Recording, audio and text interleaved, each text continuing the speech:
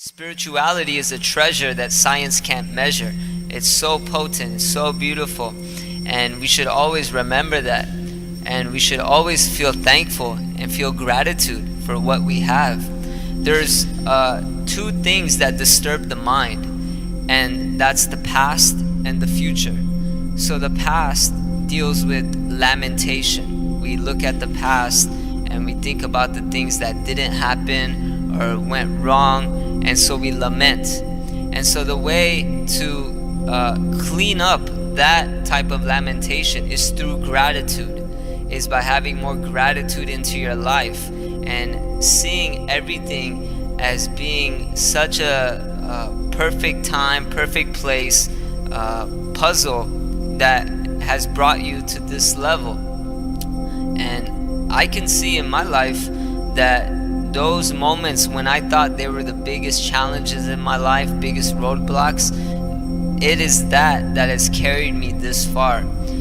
They say that if you had to start your life over, it's better to start at the bottom and travel to the top rather than to start at the top and just remain there. What growth is that? We're meant to grow. That's why we're here. The universe is a university.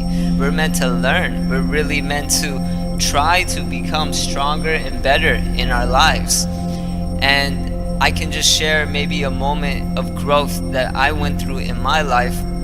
In 2010, I was at UCLA and I was taking music business. And one of the guest professors there happened to be the vice president of Sony.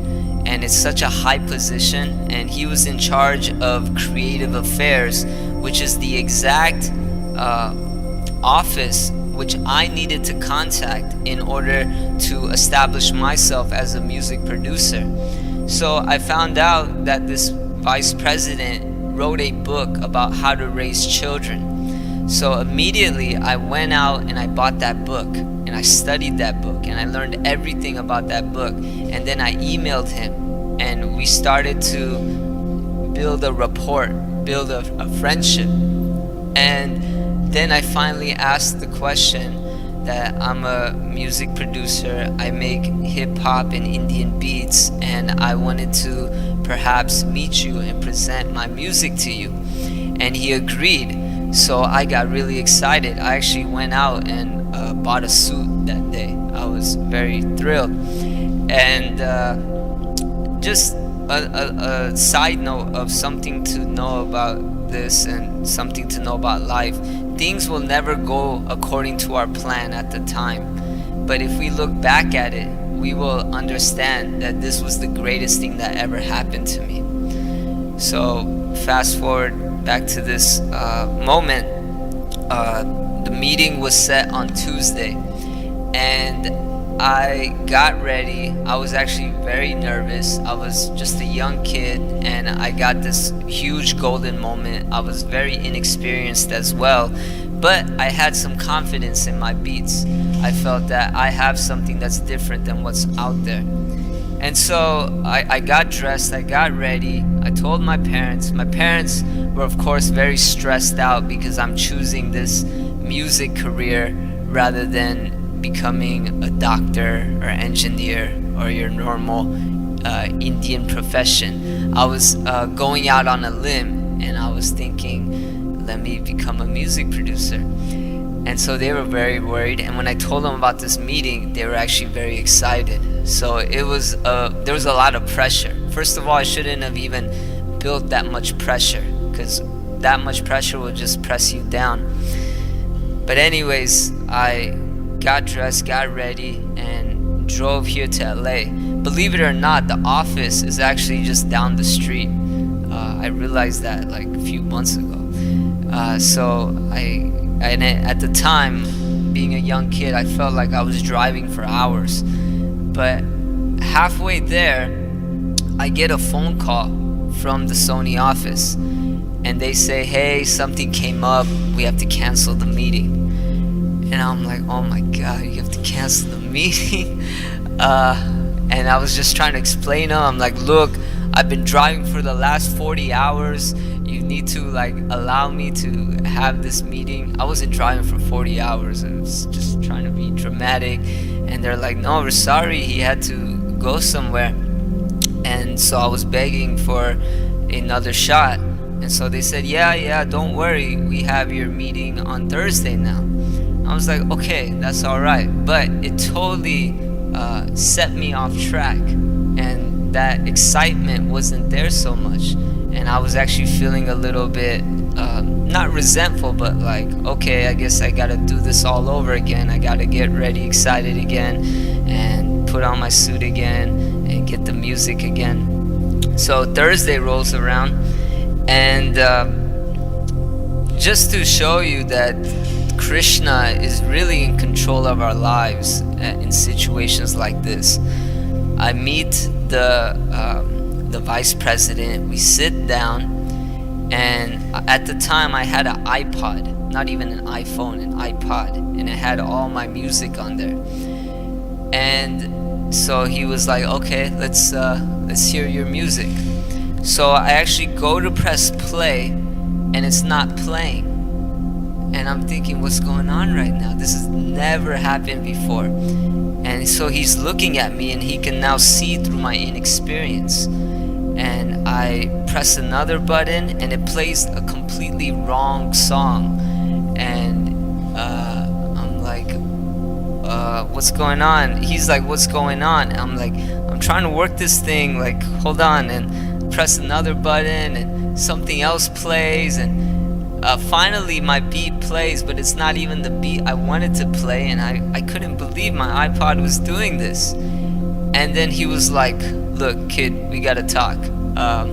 Have you ever got any music artists on your beats? And I said, no, I haven't. I just thought my beats were good enough to maybe present to you so you can help me get artists. He's like, so you haven't even worked with any local people? I said, no. He's like, have you ever done any stage shows? I said, no. And so like that, he was really showing my position. And at the time, I was feeling that I was very different from the outside public. I was feeling that I was more so an introvert than an extrovert. And it got to the point where I was doing a lot of research on autism and Asperger's syndrome. And I actually started to think that I might have this condition. And I was going to a psychologist, and I was trying to get him to confirm, like, do you think I have this? Because I guess in my head I was trying to build up the story of this kid who goes from autistic to artistic, and I had this whole movie painted in my head. And so then while he was trying to drown me out, I said, look, because he had that book about raising kids, and it had some points about emotion, and I said, look, I'm actually one of these kids. I'm going through all this mental challenge. And he just stopped me right there, and he's like, let me tell you something. Don't ever act like you are a victim. Always act like you are a survivor. Don't become a victim of your conditions, but become a survivor of your conditions. And that moment literally changed my whole life, changed my whole perspective on things. I really understood that I can't be in this position of trying to protect myself as a complete product. I have to grow myself as a work in progress. And that moment really helped me come to this level of spiritual life, of understanding the Bhagavad Gita, understanding its teachings, because the Bhagavad Gita is essentially teaching us that we have to learn to grow, we have to learn to gain higher and higher knowledge. No devotee in our movement will say to you that I know it all. They will always remain humble and meek. And in spirituality, the smaller you remain, the bigger you become. And so that is true spiritual life. We should really try to embrace this type of quality. And Lord Chaitanya, he puts this as one of his 4 pillars: humility. is so essential, so important. And it's very hard to have this type of quality, but by being surrounded by those, by emulating our chords and finding the fine-tuned instruments that have the right melodies and sounds, then we can also play beautiful music in our life. And as instruments of compassion, we can start to change other people's hearts, we can motivate them, we can inspire them, and ultimately everything comes down to just having more friendship in our lives, more love, more care. The word friendship, the word relationship has the word ship in there, because they can actually take you to a higher level, and that's the potency. And the word compassion has the word compass in there, because it can actually put us in the right direction. So having compassion in our relationships, we can really move towards making Krishna happy, making Krishna pleased, and that's ultimately the goal of life. And then, as this verse is saying, to overcome happiness and distress, this is how we do it, by making Krishna smile. No longer am I looking in the mirror trying to make myself smile. I'm also thinking about Krishna. I'm thinking about how can I make him smile. And when we put Krishna in the center of our lives and we take ourselves out of the center, then we really understand how small we are, because the Bhagavad Gita mentions that we are just little tiny parts and parcels. And sometimes when somebody is living alone, or sometimes when someone is just secluded with the family, we start to realize how big we are. We start to think we're very big. But when you come into a society, you start to deal with so many different personalities, and you realize I'm actually very tiny, very small. So just try to see how many living entities are on this planet Earth, how many living entities are on other planets, how many living entities are in other universes. We are so tiny, so small, but we can become big by connecting our love to Krishna, and by working for his mission, and by pleasing him.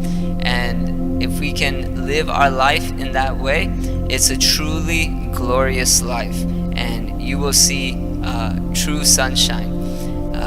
All these negative dust clouds will start to evaporate, and you can truly feel a lot of happiness, real happiness, not temporary happiness, but true happiness.